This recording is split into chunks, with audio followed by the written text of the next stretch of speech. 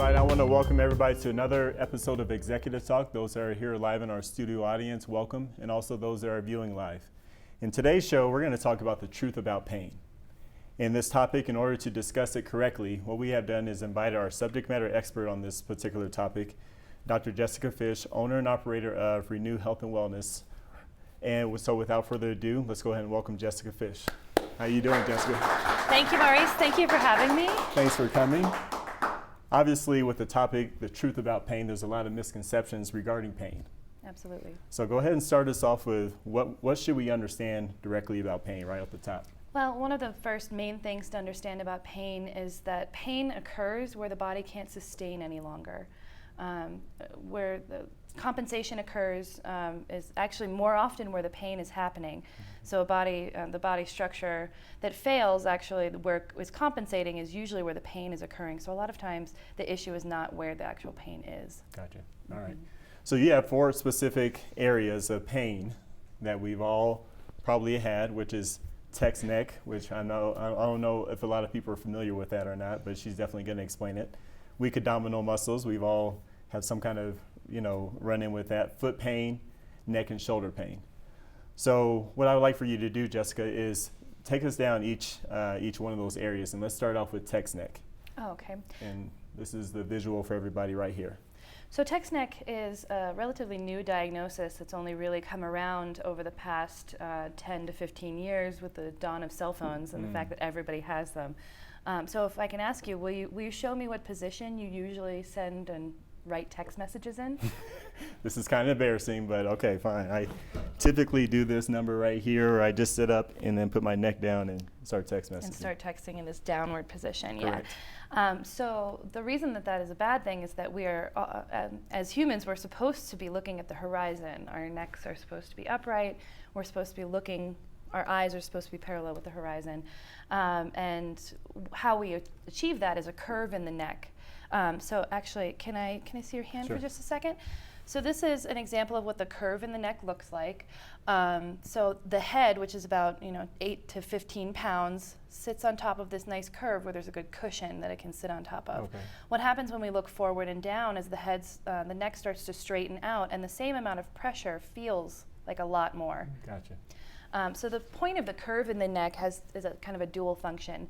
The first part is to allow the spinal cord to kind of float nicely down from the brain to the rest of the body. And that's kind of what we're showing here in this picture to the left, where the cord, we're looking down at a vertebra, and the cord has a nice open space where it can have happy nerve flow, and all of the nerves coming out to the neck and shoulders and the rest of the body have enough space. What the problem is with this forward head position is it's starting to straighten out that curve and compressing the nerves. People are having numbness and tingling in their hands, things like that, and pain in their neck and shoulders. And for every inch that your head is positioned forward, it is a perceived double what the weight of the head is on the neck. Oh, wow. Yeah, so Okay. and 12 turns into 24, turns into 36, that sort of thing. And this is going to be a really big issue in about 20 to 30 years when the millennials and younger, I don't know what that generation is called yet, but when they are starting to reach their 40s and 50s, that's when this is really going to be an issue because they've been doing this for 30 years. Got it. So when people say you have a big head, there's actually a lot of truth when your head's positioned this way. Absolutely. You're putting a lot of pressure on your neck. Absolutely, and putting pressure in the wrong parts of the neck as well. So the bottom of the neck is actually what's taking a lot of the pressure, where it's really supposed to be the middle of that curve. Gotcha. That's taking the pressure. Okay. So take us down this path of weak abdominal muscles.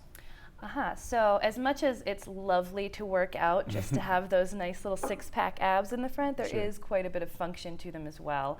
So the abdominal muscles actually support the low back. It's kind of like having a corset around the trunk of the body. Okay. And you can see kind of in this picture right here in the middle, the one on the left is, you're looking at the side of the body And this is a normal curve, very similar to the neck, where you need that curve to support the weight of the trunk. Okay. But what happens when the abdominal muscles are weak, particularly when there is also a pendulous abdomen, is what we were taught in school to say, which is a very nice way of saying beer belly.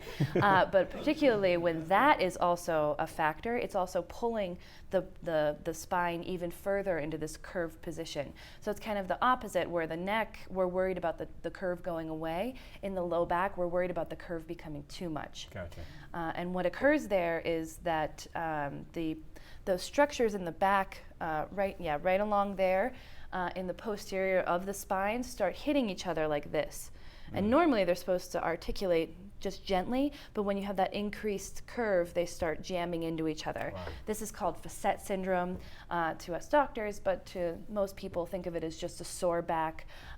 In particular, whenever someone says that they twisted a certain way and it really grabbed them sharply, that's what this syndrome is caused by. Gotcha. So I recommend my patients do some abdominal muscle exercises, including the obliques and the side muscles as well, and not just that pretty little six-pack in the front, to help support the low back and prevent that back pain. Okay. All right.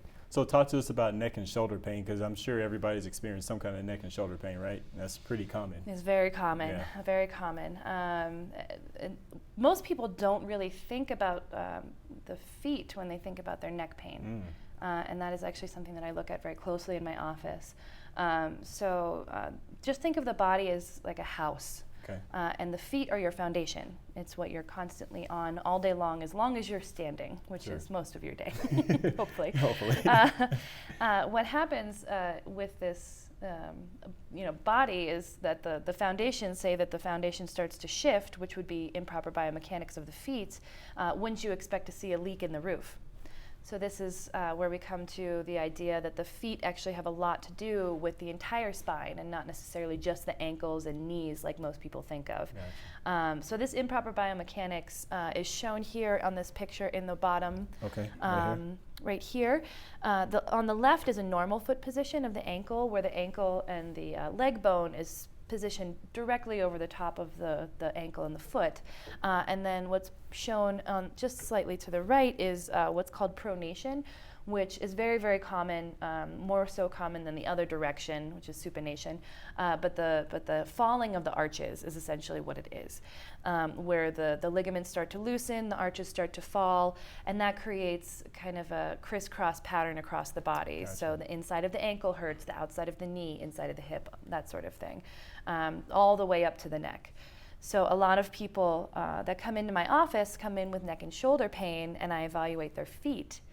Most of them look at me like I'm crazy, but Right. once I build them a pair of custom foot orthotics, which are basically just little inserts that fit into the shoe and tilt the ankles back out again, they have a lot of relief with neck and shoulder issues because they had gone to other chiropractors or other practitioners before where they were laying down, got a treatment. By the time they stand up and get to the front of the office, if their feet are causing that issue, that neck is right back Wow. out where it was before. Okay. So orthotics definitely help hold adjustments a lot longer as well, which is another good benefit. So they can not see me quite as often. That's right. Okay. All right. So that's a very good explanation on that. So let's take us to a different direction here, and the emotions cause pain. So first and foremost, where does that thought even come from? So traditionally in Chinese medicine and the study of acupuncture, they've associated certain organ systems with certain emotions. Okay. And then more in kind of the Western world, they've associated certain organs with certain referral pain patterns. These are called viscerosomatic reflexes, Okay. viscera meaning the organs and somatic meaning the body. One of the most classic examples is the liver, which is on the right side of your body, referring pain to the right neck and shoulder. Got it. But as well, the liver is also associated with the emotion of anger, which is one of the most common emotions that we kind of address in my office as well. Sure. Anger and fear Yeah. are two of these very common kind of stuck emotions. Okay. All right. So sick to my stomach. Where does that come from? So, there are different sayings in our language that kind of reflect these emotional organ associations. The first one being sick to my stomach. The stomach is associated with the emotion disgust. The next one is I was so scared that I peed my pants, which most people have probably actually experienced once in their lives, at least once. Nobody wants to claim that one. Nobody, right? yeah, nobody's raising their Right. hand on that one. But the emotion of fear is actually associated with the bladder. Got it. And then the next one is the heart flutters with joy. The heart is actually associated with the emotion of overjoy, like uncontrollable laughter, and a little bit more on the manic side than the positive side. And then the last one is kind of a dated saying that someone galls me, which really means someone is annoying, and the gallbladder has to do with resentment. That's the association. And all of the organs are associated with different emotions, and they can, create different pains in the body. Okay. All right, so talk to us a little bit deeper regarding the 7-year change. Obviously, we're all supposed to evolve over time and as we grow into adults or whatnot. So, but take us down from the journey of firstborn to 21, from 21 to the day of death, if you will. So the 7-year change is the idea that every 7 years, most of our cells, except for brain and eye tissue and a couple other tissues, completely regenerate every 7 years. So you are physically a different person every 7 years. So what we're talking about with the 0 to 21, that is basically your growth phase. So that is where you're regenerating, growing, getting to your adulthood, and then from 21 on is more of the decline and death phase. Let's call it the maintenance phase for all of us that are over 21. Yeah. And then every single time that these cells divide, the chromosomes split in half, they replicate themselves and then turn into 2 different cells. But every time that happens, the little ends of the chromosomes, called the telomeres, those get shorter and shorter. And they've recently started doing studies about how that is associated with aging, and how they're looking to fix that problem to kind of create a fountain of youth. We'll see how that goes. But basically, after 21, we are in the maintenance phase. We need to accept the idea that we need to maintain what we have and support the health that we do have. Gotcha. So, one thing I noticed, and I'm sure everybody else has noticed, is that there's a lot of people trying to reclaim that fountain of youth by doing a lot of different things. I mean, Botox is one of those first things that come to my mind when it comes to that, is trying to reclaim that 0 to 21 where it's youthful, everything was springy, if you will, but then afterwards. So does that correlate to the instant gratification? Absolutely. So unfortunately, we are trained in this society to expect instant gratification. Whether it's we're sick and we take a pill, medications that are supposed to instantly fix us, or fast food that we know how successful that is in our society, Right. as well as the internet, where we click a button and we can see whatever we want at our fingertips. Sure. But unfortunately, this is not how the real world kind of works. We've created this instant gratification in our society that's not really obtainable. In the long term, if you really want to have a sustainable change, you really have to look at the habits, and not necessarily just in a few weeks or a few months, but really for a lifetime. Changing the habits and the way that you perceive things is really the best way to get to where you want to be. One of the things that I tell a lot of my patients is, kind of think of how long it took you to get into this position that you're in. Right. Most people that come in to see me are not, younger people who, have these issues. It's generally people who've had these issues for 5, 10, 15, 20 years. So they have to understand that it's not going to be one session and you're fixed. Right. It's got to be work, and you have to take responsibility for yourself. Gotcha. All right, and this one is kind of funny to me, but it's very true, and it's the pain acceptance, the idiot-like. So tell us why what this check engine represents when it comes to the body. So this is another aspect of what pain really is. Pain is a way for your body to communicate with you. Unfortunately, there's no system for your body to be, hey, what's going on Right. up there? That's what pain is. Pain is where your body cannot compensate any longer, and generally, pain is one of the last symptoms to show up when there's an issue. you'll have this issue for quite some time, your body can't compensate anymore, then you have the pain. Got it. So really, pain is this check engine light on the dashboard of your body. And things like, say, a pain pill or something like that, even a chiropractic adjustment can act like this, where it's basically just putting a Band-Aid over the light and being like, oh, the problem's gone now, my engine's fine, Right. when we know that if we keep driving that car in the way that it is, it's going to break down in one way or another. So the idiot light is really what is flashing at you, saying, hey, dummy, take care of me. It's time to do something about this. Sure. And so often I hear older patients who are like, oh, I'm just getting older. This is just part of getting older is being in pain.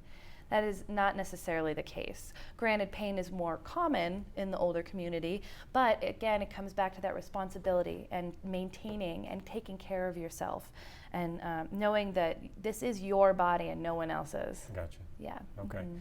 So then depriving ourselves, pushing too hard, overindulging, you see it, is that a very common thread? Very common. So again, it's all about balance in life.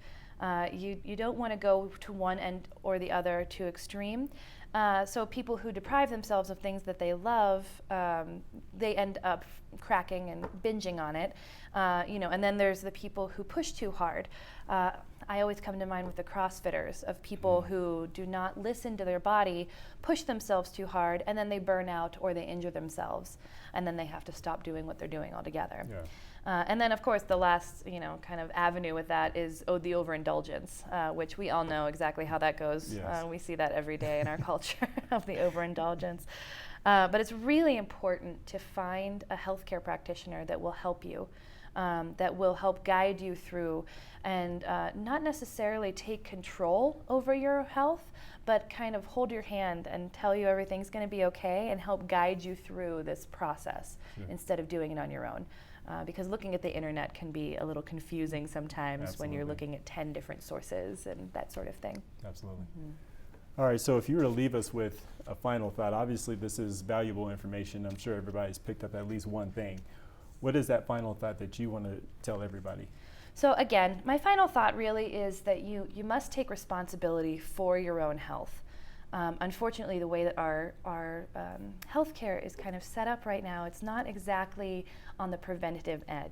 They talk about preventative medicine, they talk about these preventative measures that they do, but really when you look at it, it's more like early detection. You're not preventing the disease, you're just trying to catch it early so we can use the medications and things like that to fix it, which is not necessarily a bad thing. It is good to catch things early, but it's better to prevent them in the first place and really get to the root cause and not just put that Band-Aid over the light kind of thing. As well as, again, you have to find a good healthcare practitioner that you trust, that you have a good vibe with, really. That's Sure. a huge part, is that if you don't like them and if you don't trust them, then you're never going to do exactly what they say That's a good and point. never really support what they're telling you. You really need someone on Team You. On Team U. On Team You. Team U, that's the new phrase. All right, well, if you don't mind, I'd like to go to the studio audience and see if they have any questions. Of course. And here today with us, I have Christian. If you come to the mic, please. Let's welcome Christian. Hello, welcome to Executive Talk. What question do you have for Dr. Jessica? So you kind of mentioned the line of finding an equilibrium with overindulgence and depriving yourself.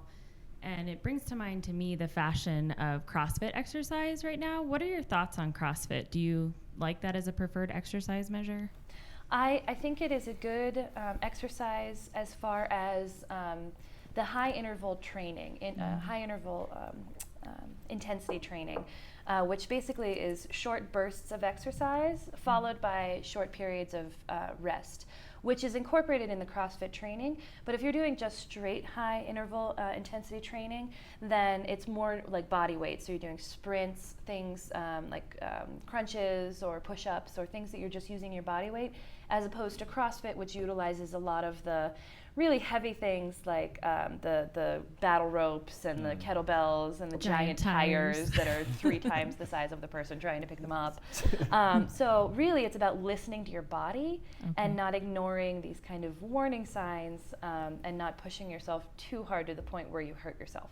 That makes sense. Thank you. Yeah, you're welcome. All right, thank you very much. Appreciate you. All right, well, we have time for James Gardner. You have a question for us? Absolutely. All right. So I'm an athlete and I play rugby, and myself and a lot of other people I know definitely want to find somebody to help them with their pain, because everybody who's an athlete has pain. You know, that's just how it's going to be. So I mean, how do I find health practitioners like you?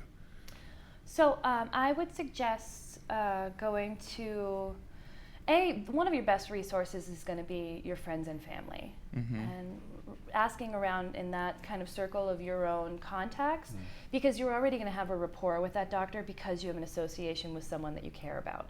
So that's one of the best ways to find a healthcare practitioner. But also the internet is a fantastic resource.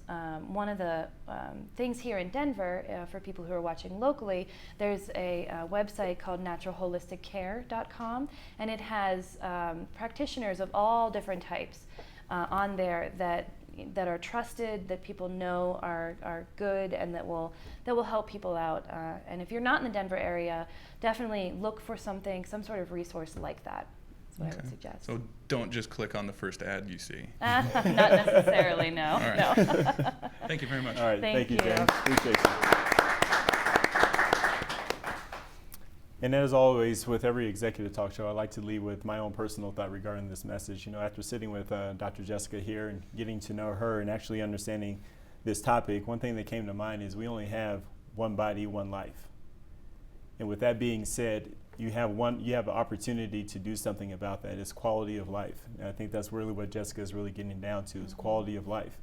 Everything that you do, whether it be business ownership, whether it be just your day-to-day sports, CrossFit, whatever makes sense to you that you enjoy, having your body in its best shape and performance will allow you the most absolute passion. And there's an alignment that comes along with that. And I think we should always embrace that, and I think that's what Dr. Jessica is really trying to say here, is that just enjoy life. But enjoying life is enjoying your health as well. So I would like to invite everybody to our future conversations. And actually, this particular conversation is so good, we're going to have Dr. Jessica on next week to follow up and have another deeper conversation into this health thing. But follow our information here on Facebook. Follow us on Twitter, Instagram, LinkedIn, and also on YouTube. We'll definitely have this up for everybody to watch and see. But in the meantime, Jessica and I, we have to get back to work. Have a great day. Thank you.